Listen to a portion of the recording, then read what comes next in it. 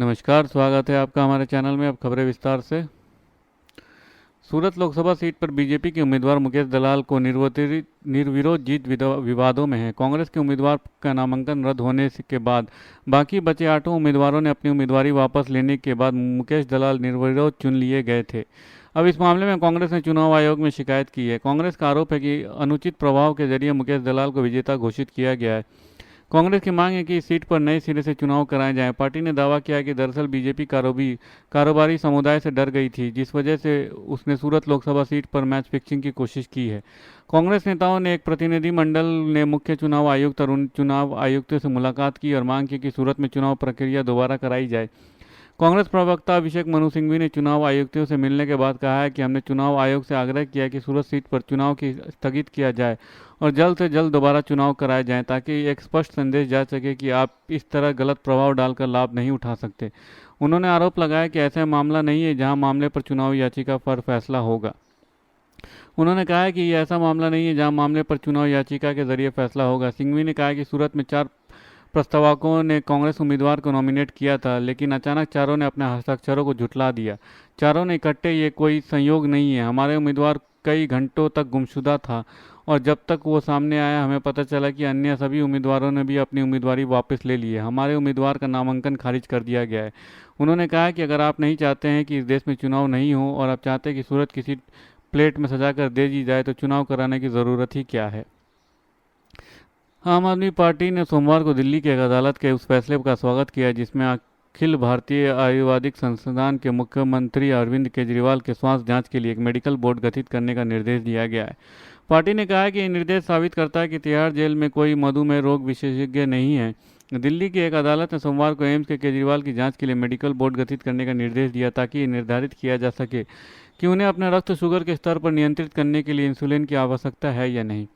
अदालत ने कहा है कि आप प्रमुख घर का बना जो खाना खा रहे हैं वो एक चिकित्सक द्वारा तैयार किया गया है, आहार के चार्ट से अलग है। सीबीआई और ईडी मामले के विशेष न्यायाधीश कावेरी बावेजा ने अदालत ने केजरीवाल द्वारा वीडियो कॉन्फ्रेंस की मदद से अपने चिकित्सक से परामर्श लेने की लिए दाखिल अर्जी की खारिज करते हुए यह आदेश सुनाया।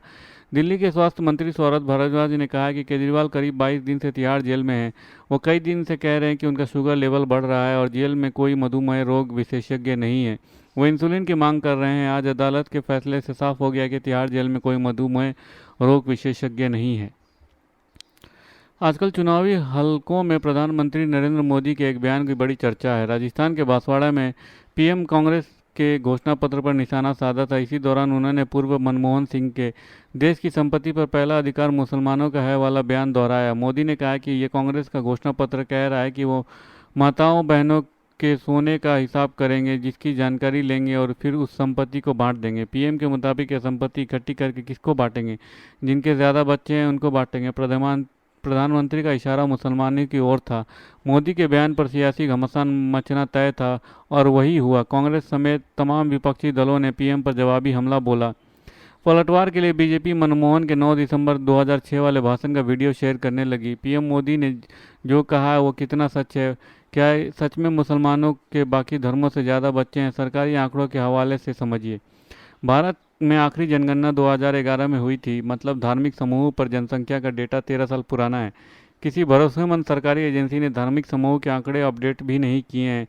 फिर भी तमाम सरकारी आंकड़े से देश में मुसलमानों की हालत का पता चलता है। 2011 की जनगणना में 17.22 करोड़ मुसलमानों की गिनती हुई थी। तब भारत की आबादी 121 करोड़ थी और मुसलमानों की हिस्सेदारी 14.2% थी।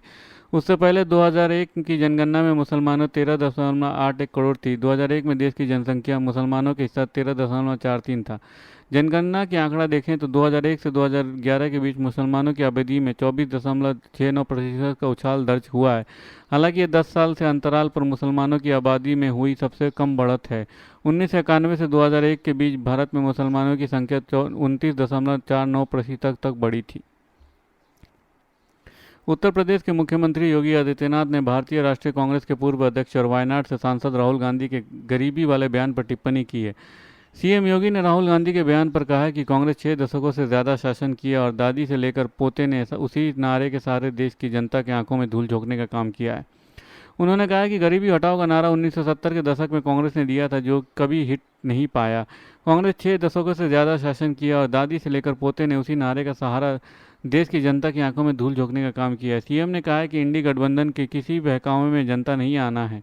समाज के इन लोगों ने सामाजिक वैमनस्यता को बढ़ावा दिया है। मेरा ईमान है कि अगले 6 चरणों में पीएम मोदी के नाम और काम से बीजेपी को आशीर्वाद प्राप्त होगा। धन्यवाद। खबर देश में शादी के सीजन की शुरुआत हो चुकी है। इस समय आप शाम के बाद सड़क पर निकलेंगे तो कहीं ना कहीं आपकी टक्कर किसी बारात से हो जाएगी। शादी के सीजन में दूल्हा दुल्हन से लेकर शादी की रस्म तक वायरल होते हैं। लोग शादी के कार्ड में अलग अलग तरीके से छपवाने की कोशिश करते हैं। इन दिनों कई शादी के कार्ड सोशल मीडिया पर खूब वायरल हो रहे हैं। इसी तरह का एक कार्ड तमिलनाडु से वायरल हुआ है।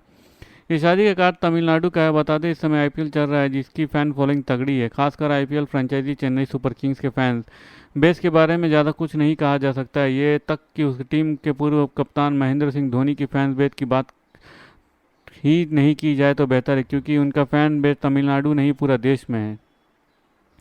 सीएसके के चेन्नई में मैच हो तो बात ही अलग है, वो भारी संख्या में अपनी टीम को सपोर्ट करने आ जाते हैं। हाल ही में सीएसके के एक फैन ने अपनी शादी के कार्ड को लेकर जो क्रिएटिविटी दिखाई, उस पर तीखी बहस छिड़ गई। दरअसल तमिलनाडु के एक कपल ने चेन्नई सुपर किंग्स थीम पर वेडिंग कार्ड छपवाई है।